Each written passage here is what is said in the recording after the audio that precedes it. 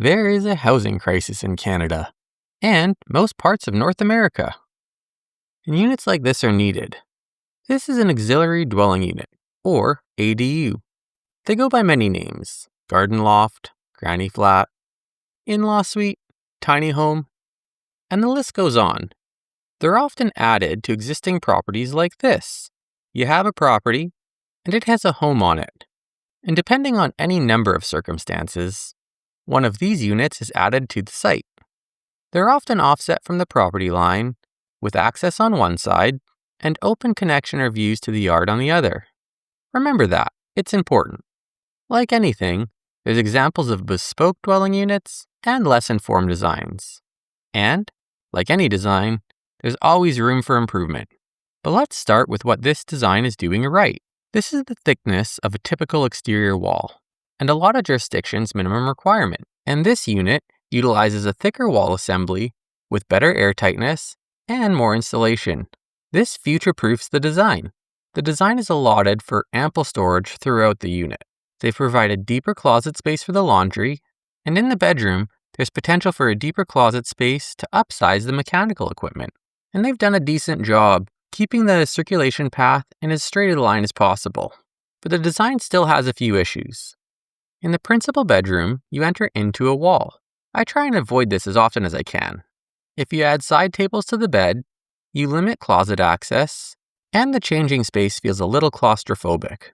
And with this primary view out to the yard, the bedroom is a little too exposed to the deck and side yard. Remember, this is a shared property, and there are intrusive individuals like children playing in the yard or nearby neighbors looking over fences. Lastly, this window behind the bed, it makes you feel exposed to anything outside, so to fix the primary bedroom, we clear out the closet and move it across the room. We remove the window behind the bed and add a smaller one over here. And if we move this larger window over here and shift the bed over, we carve out a nook at the head of the bed for an additional chest of drawers or even a small built-in desk. And if we adjust the exterior deck, we remove the visual exposure from the deck and the yard, while adding a view to the nearby garden from the bed. The overall experience in the bedroom is elevated. The bed is no longer crammed into the corner and has room for nightstands on either side. There's more change room near the foot of the bed, and when you enter into the room, you're greeted with an expansive view to the outdoors. And during the day, if you choose to keep this bedroom door open, you also have an expansive view to the outdoors from the entry.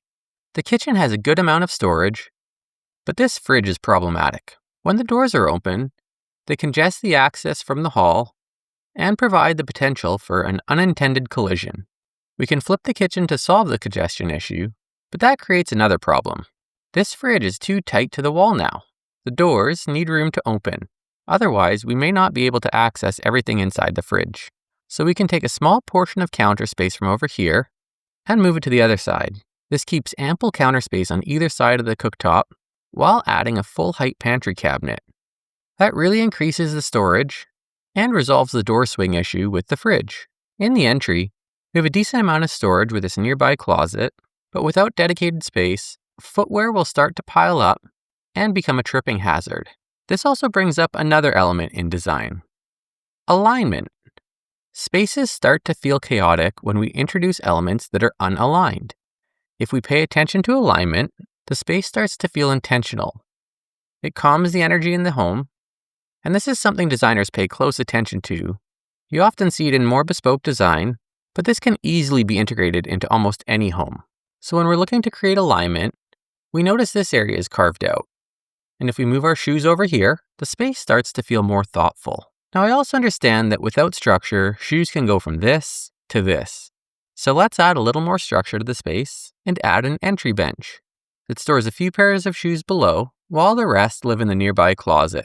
Now, this bench can be a free-floating piece of furniture, or it can be a custom built-in piece.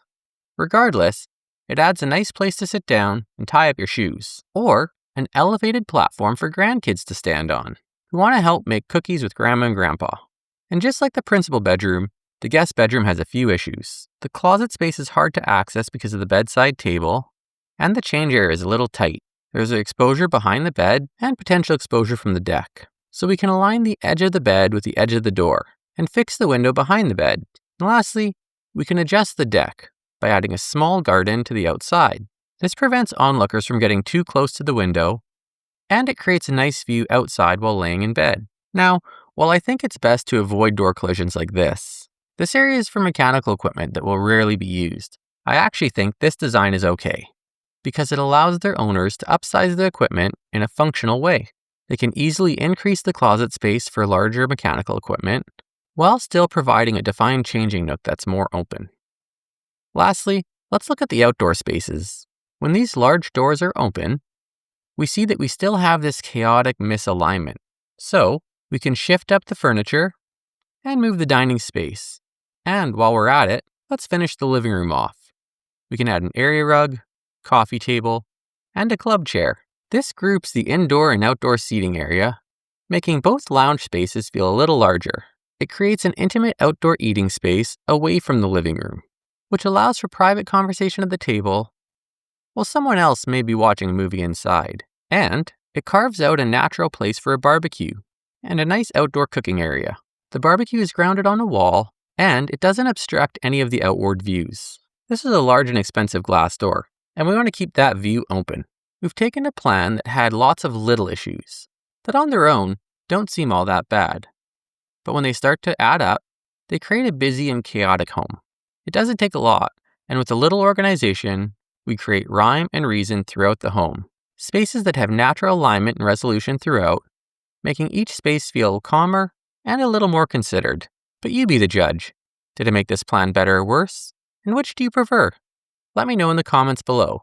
And if you've got a project that needs a little resolution, feel free to reach out.